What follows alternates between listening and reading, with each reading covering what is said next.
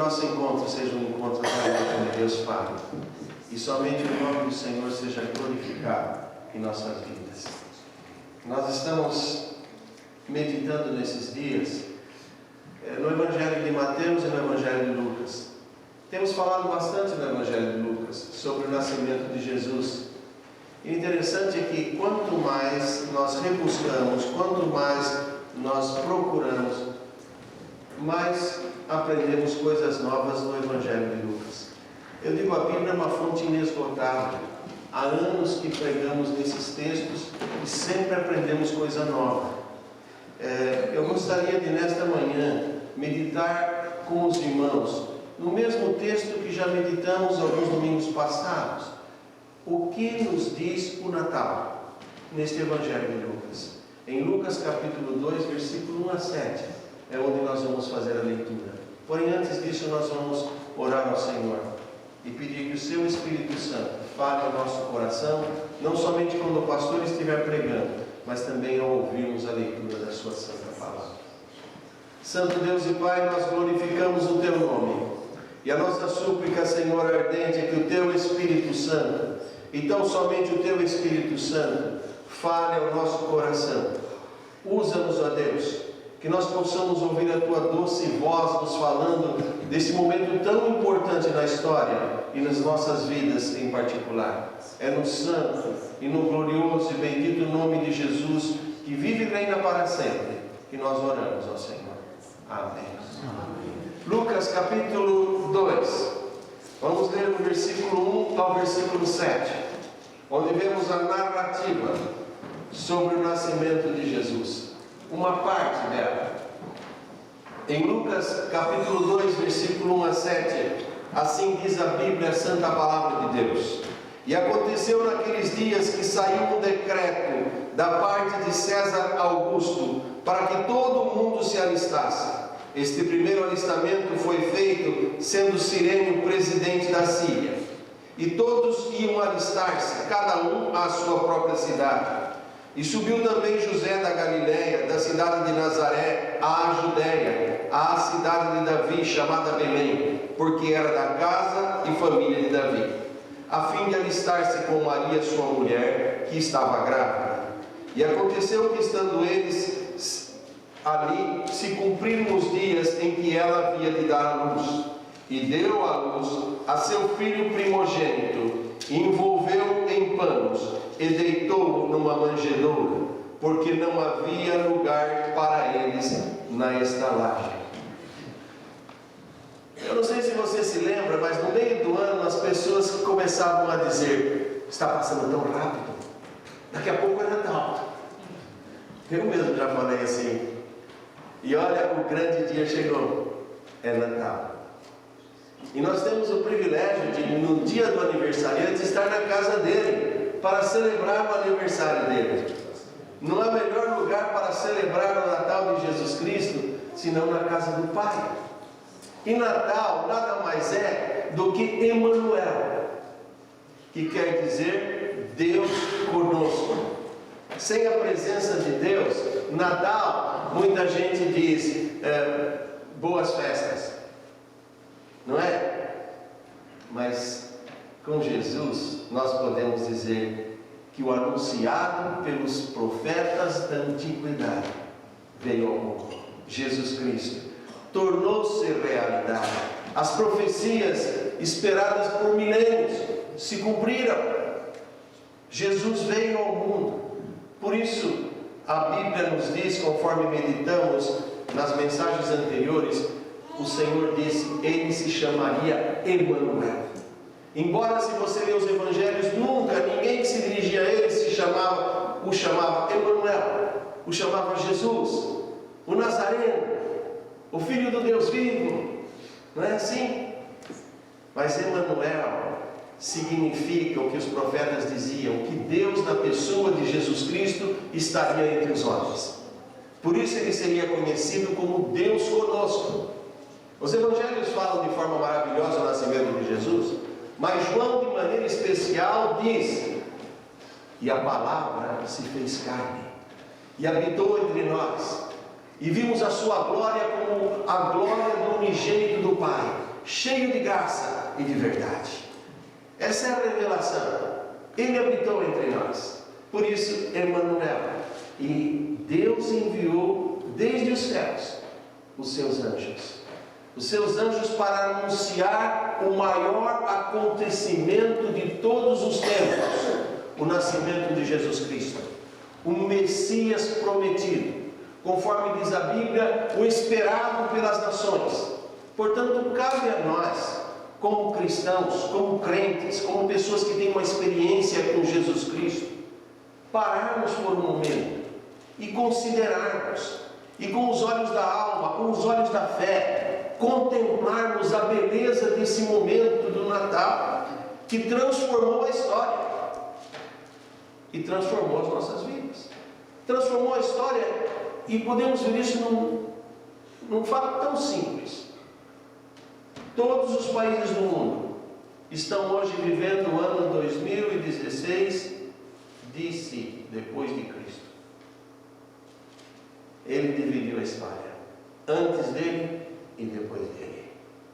E na vida de todo aquele que tem um encontro com Jesus Cristo, é isso que acontece.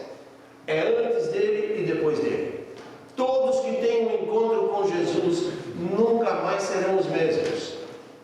Tanto aqueles que o recebem como Salvador, como aqueles que o rejeitam. Você conhece a história do jovem rico? Ele foi a Jesus, muito religioso, e tudo que Jesus dizia, ele disse: tudo isso guardei desde a minha juventude.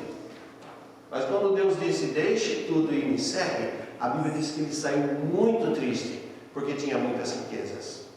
Eu imagino que ele nunca vai se esquecer o que diz Marcos capítulo 10, versículo 21. Jesus olhou para ele e o amou, e lhe disse: falta-te uma coisa. Eu penso que quando ele visse toda a riqueza, tudo que ele tinha, ele sempre ia ouvir a voz de Jesus: falta-te uma coisa. E aquele olhar de amor de Jesus nunca ia sair da mente dele. Jesus faz diferença. Ele transforma a história, não só a história do mundo, mas a história de cada pessoa que com ele se encontra. Por isso é hora de pararmos e perguntarmos e refletirmos: por que celebrar o Natal é tão importante? O que significa o Natal? O que nos diz o Natal? Em primeiro lugar, o Natal nos diz que Deus é o Senhor da história. Os homens fazem a história. Os homens se sentem muitas vezes senhor dela e usam da história para promover a sua vaidade, o seu nome. Mas não sabem, a maioria deles, que Deus está por trás de tudo, orquestrando a história. E no texto que nós lemos, no versículo 1, se você está com a Bíblia aberta, ou pode ler no quadro, do versículo 1 ao versículo 3, a Bíblia diz que o imperador baixou um decreto para ter um censo, para que ele soubesse quantas pessoas tem debaixo do seu domínio, quantos pagam imposto, quantos não pagam. É por isso que eles fazem um censo, para saber quanto melhor eles podem controlar o povo. Mas diz a Bíblia que aconteceu naqueles dias que saiu um decreto da parte de César Augusto para que todo o mundo se alistasse. Este primeiro alistamento foi feito sendo Cirene o governador da Síria, e todos iam alistar-se, cada um à sua própria cidade. E Deus, na sua sabedoria, usou o decreto do imperador, porque os profetas haviam anunciado que na cidade de Davi, em Belém de Judá, nasceria o Filho de Deus, que é o Salvador do mundo. Mas eles não estavam ali. Como poderia acontecer isso? Deus usou esse decreto, porque a Bíblia diz que cada um tinha que alistar-se na sua própria cidade. E se você continua lendo o texto, você vai ver que José e Maria foram movidos através do decreto, mas na verdade por Deus, para ir à cidade de Belém, de onde eles eram oriundos. Conforme o próprio Mateus capítulo 2, versículos 5 e 6 registra, nasceria em Belém de Judá o Messias. Isto foi no Natal. E foi no Natal que as primeiras profecias a respeito do Messias começaram a se cumprir. E ainda há muitas a se cumprir, inclusive sobre o seu retorno à terra. Sim, mas isso não é tudo. Quando lemos sobre o seu nascimento, o nascimento de Jesus, aprendemos a ser pessoas humildes. E se já somos humildes, mais humildes. Eu digo se já somos porque tem pessoas que não são humildes. Mas diante de Deus, todos têm que aprender a ser humildes. Jesus, quando homem, ministrando em Mateus capítulo 11, versículo 28 em diante, diz: aprendei de mim, porque sou manso e humilde de coração. Quem é Jesus? O Rei dos Reis, Senhor dos Senhores. Mas desde o seu nascimento, Deus mostrou que Deus é humilde. Versículo 7: e deu à luz o seu filho primogênito, e envolveu-o em panos, e deitou-o numa manjedoura, porque não havia lugar para eles na estalagem. Uma coisa que me maravilha é a condição em que Jesus nasceu. Muitas vezes os homens dizem: você sabe com quem está falando? Você sabe quem sou eu? Ele chegou, o Rei da Glória, e batia nas portas das estalagens e ninguém tinha lugar para eles. Mas um homem ainda teve compaixão e disse: olha, eu tenho lá estrebaria se servir. E aceitou. Quantas vezes a gente não aceita porque a gente acha que é pouco para nós que merecemos muito mais? Então veja a humildade de Deus. E se você é servo de Deus, se você é filho do Rei, se você é um cidadão do reino dos céus, precisa entender uma coisa: no reino de Deus não há lugar para vaidade, para vanglória, porque se o Rei é humilde, e se você se sente orgulhoso, você está se fazendo maior que o Rei. Então o Rei diz: eu sou manso, humilde de coração, aprendei de mim. E nós vemos que desde o seu nascimento Deus foi pautando como seria a revelação de Deus entre os homens. Se você vai a Filipenses capítulo 2, a Bíblia diz que, sendo em forma de Deus, ele não teve por usurpação ser igual a Deus, mas tomou a forma de homem e humilhou-se até a morte de cruz. E Filipenses diz: de forma que haja em vós o mesmo sentimento que houve em Cristo. Então é maravilhoso quando nós paramos e pensamos que, sendo Ele o Criador do universo, o Rei dos Reis, o Senhor de tudo, Deus Todo-Poderoso, escolheu o lugar mais pobre para nascer, e assim identificar-se também com as pessoas mais pobres e mais necessitadas dentre os homens. Pode imaginar que Deus maravilhoso é o Deus que nós temos? Quão grande é o Senhor? Numa outra mensagem eu até disse assim: se você parar com a mente humana, você vai dizer que Deus não era bom de marketing, porque qualquer pessoa importante procura fazer nas news, nas notícias, a propaganda quando o seu filho nasce, nos meios de comunicações mais importantes. Se você vai ter um filho, você quer que nasça no melhor hospital, com toda a higiene, com todo o cuidado para a sua esposa. E Deus fez o seu filho nascer num lugar totalmente sujo, uma estrebaria. Porque Deus veio para esse mundo sendo santo para viver no meio de gente suja. E a Bíblia diz que Ele era amigo dos pecadores. Por mais limpinho que eu me ache, você se acha, pecado aos olhos de Deus é sujeira. A Bíblia fala que pecado é coisa suja, impura. Então, diante de Deus Santo, em cada gesto, em cada momento, em cada expressão do seu amor, Ele veio para manifestar que Ele, o Senhor da glória, é humilde de coração. Jesus podia ter nascido num palácio como o de César, ou mesmo como o de Herodes, mas Ele nasceu no estábulo, para mostrar aquilo que Ele diz no Velho Testamento: eis que eu habito num alto e sublime trono, mas também com um humilde de coração. Então Ele é grande, mas Ele olha o humilde de coração que se agrada aos seus olhos. Em terceiro lugar, O Natal nos diz que há boas novas no meio de um mundo mau. Vocês sabem que quando os magos chegaram para falar que onde nasceu Jesus, Herodes perguntou: veja com cuidado onde ele nasceu, porque eu também quero adorar o menino. Mas a Bíblia diz, ele dizia isso, mas era mentira, porque ele queria saber onde estava para matá-lo.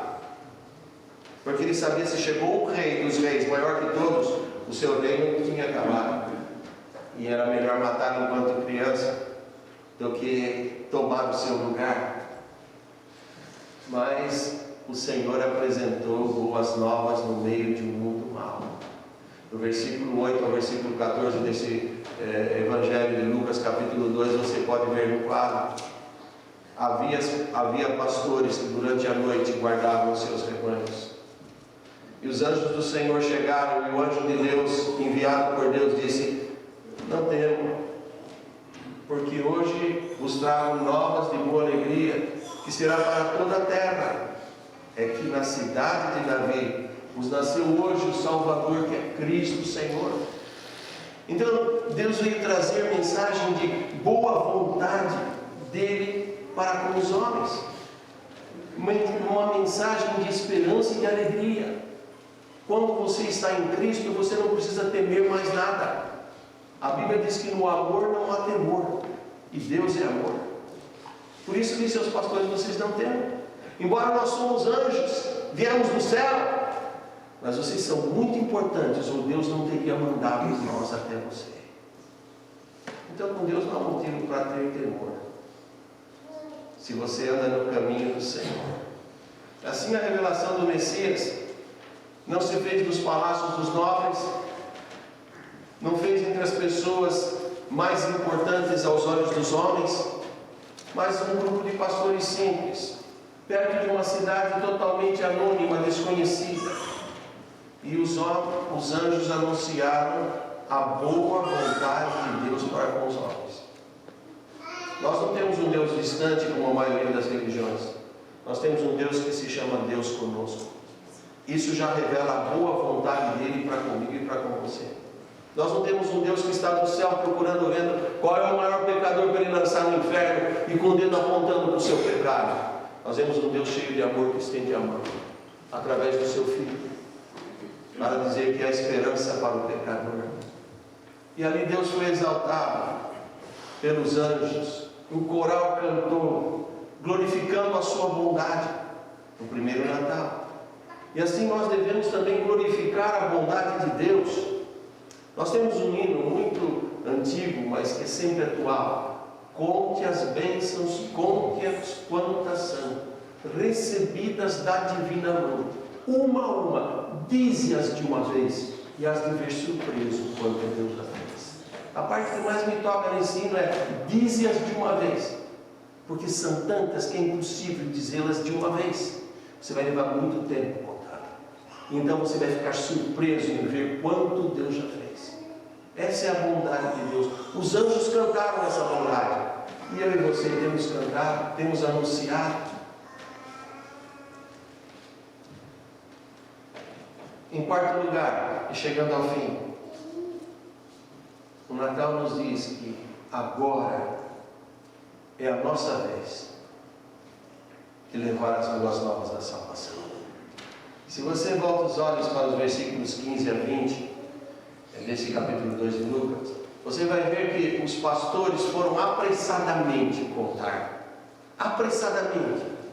A mensagem era tão importante que não podia deixar para amanhã. Eles tinham que contar logo. Eles estavam tão felizes que eles não podiam guardar. O coração transbordava de alegria de saber que o Messias, esperado por séculos, por milênios, havia chegado. Mais ou menos assim como nós chegamos em julho e falamos: logo é Natal. E quando chega na semana do Natal, estamos correndo comprar presente, preparar comidas, fazer uma festa de família, de alegria. Eles esperaram por centenas de anos, milhares de anos. Ouviam sempre os profetas falando nisso, os sacerdotes. Mas quando chegou, eles disseram: não dá para ficar quieto, a gente tem que sair correndo e contar para todo mundo que chegou o Salvador. E sabe por quê? A Bíblia diz Porque Deus amou o mundo de tal maneira que deu o seu Filho unigênito, o único, para que todo aquele que nele crê não pereça, mas tenha a vida eterna. Deus fez a parte dele. Ele enviou o seu Filho ao mundo. Ele enviou anjos dos céus para anunciar. Agora cabe a nós que conhecemos Jesus como Salvador e Senhor e Rei da nossa vida, sermos diligentes assim como os pastores e procurarmos com todo afinco, com todo cuidado, com sabedoria de Deus, aproveitar as oportunidades, voltando para junto da família, seja para comer um bom almoço de Natal, não deixar de abrir o livro santo e ler a passagem, orar e agradecer, não só pela comida, mas pelo maior presente, o maior de todos, Jesus Cristo, o Senhor do Natal, porque foi o amor de Deus, o amor de Deus. A Bíblia diz, sendo nós ainda pecadores, Ele nos enviou o seu Filho. E se você vai a Romanos 8:32, o apóstolo Paulo diz, e sabemos isso, aquele que nem sequer ao seu próprio Filho poupou, antes o entregou por amor de nós todos, quanto mais não nos dará com Ele também todas as coisas que lhe pedirmos.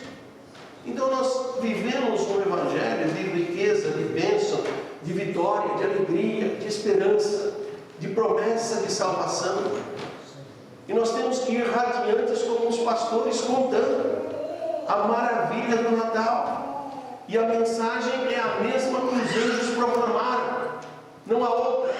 Na cidade de Davi vos nasceu o Salvador, que é Cristo o Senhor, e não há outro.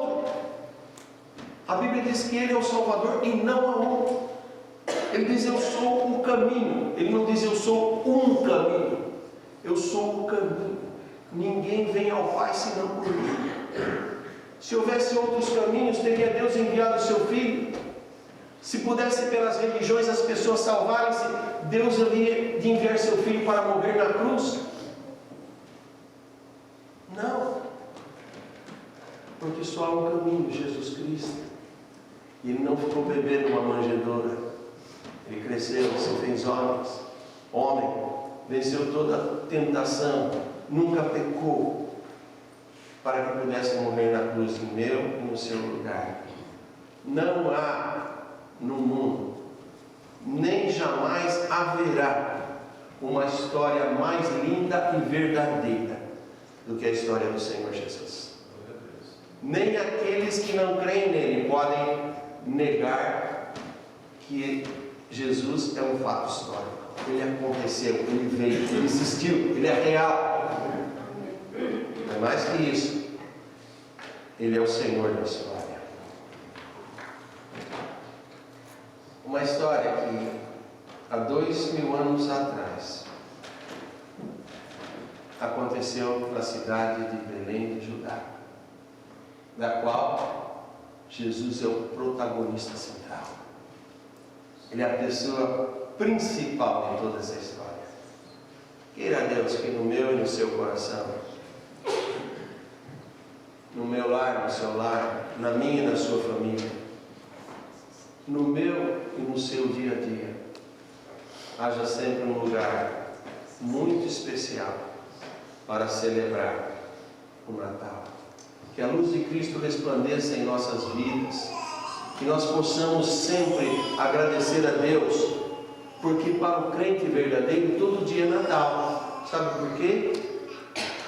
Porque Ele é o Emmanuel, Deus conosco.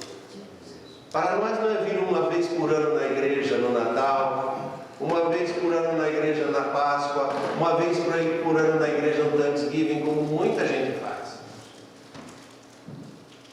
Para nós é andar com Deus cada dia, porque Ele veio para andar conosco. E que minha vida e a sua vida, meu querido irmão e irmã, possa ser realmente um exemplo de como nós devemos andar com Deus. Não somente pelos de fora, mas para os da nossa própria casa, especialmente os nossos pequeninos, que olham para nós e precisam aprender a imitar a nossa maneira de viver. Que o Senhor nos abençoe, que Ele nos guarde, que nós vejamos sempre que há muito para celebrarmos É isso que nos diz o Natal. Pai querido, nós louvamos o Teu nome e Te agradecemos, Senhor, porque independente da situação física do pregador, a Tua palavra, pelo Teu Espírito, fala ao nosso coração. As limitações humanas não impedem que o Senhor haja, porque naquilo que nós não podemos, o Teu Espírito Santo testifica com o nosso Espírito. E nós sabemos pelo Espírito que somos filhos de Deus. Filhos de Deus porque aceitamos o Teu Filho Jesus, Filho unigênito. E o Senhor nos fez filhos por adoção. Somos adotados para a Tua família e isso agradecemos. E queremos celebrar com alegria o nascimento do nosso irmão maior, do Teu Filho, nosso Salvador. Que nossos lares, Senhor, neste dia possam refletir nas nossas celebrações, nas nossas conversas, no nosso momento em família, que Jesus Cristo é Senhor. Que Ele é o Emmanuel, o Deus conosco, e nós com Ele. No nome dele oramos, Senhor. Amém.